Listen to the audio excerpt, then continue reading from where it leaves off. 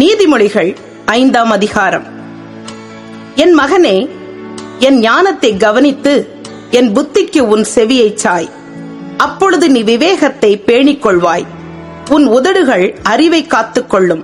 பரஸ்திரியின் உதடுகள் தேன்கூடு போல் ஒழுகும். அவள் வாய் எண்ணெயிலும் மிருதுவாயிருக்கும். அவள் செய்கையின் முடிவோ எட்டியைப் போல கசப்பும் இருபுறமும் கருக்குள்ள பட்டயம் போல் கூர்மையுமாயிருக்கும்.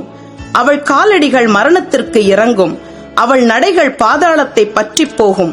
நீ ஜீவ மார்க்கத்தை சிந்தித்துக் கொள்ளாதபடிக்கு அவளுடைய நடைகள் மாறி மாறி விகாரப்படும். அவைகளை அறிய முடியாது.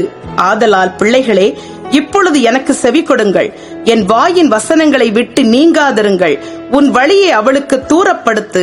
அவளுடைய வீட்டின் வாசலை கிட்டி சேராதே. சேர்ந்தால் உன் மேன்மையை அந்நியர்களுக்கும் உன் ஆயுசின் காலத்தை கொடூரருக்கும் கொடுத்து விடுவாய். அந்நியர் உன் செல்வத்தினால் திருப்தி அடைவார்கள். உன் பிரயாசத்தின் பலன் புறத்தியாருடைய வீட்டில் சேரும். முடிவிலே உன் மாம்சமும் உன் சரீரமும் உருவழியும் போது நீ துக்கித்து, ஐயோ, போதகத்தை நான் வெறுத்தேனே, கடிந்து கொள்ளுதலை என் மனம் அலட்சியம் பண்ணினதே, என் போதகரின் சொல்லை நான் கேளாமலும் எனக்கு உபதேசம் பண்ணினவர்களுக்கு என் செவியை சாயாமலும் போனேனே, சபைக்குள்ளும் சங்கத்துக்குள்ளும் கொஞ்சங்குறைய எல்லா தீமைக்கும் உள்ளானேனே என்று முறையிடுவாய். உன் கிணற்றில் உள்ள தண்ணீரையும் உன் துறவில் ஊறுகிற ஜலத்தையும் பானம் பண்ணு. உன் ஊற்றுகள் வெளியிலும் உன் வாய்க்கால்கள் வீதிகளிலும் பாய்வதாக. அவைகள் அந்நியருக்கும் உரியவைகளாயிராமல் உனக்கே உரியவைகளாய் இருப்பதாக.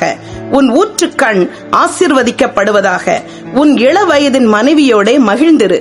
அவளை நேசிக்கப்படத்தக்க பெண்மானும் அழகான வரையாடும் போல் இருப்பாளாக.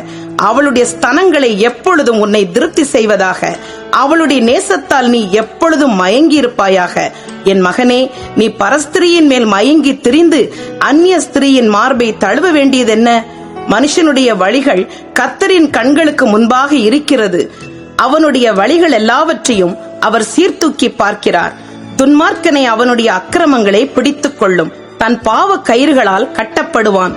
அவன் புத்தியை கேளாததினால் மடிந்து தன் மதிகேட்டின் மிகுதியினால் மயங்கி போவான்.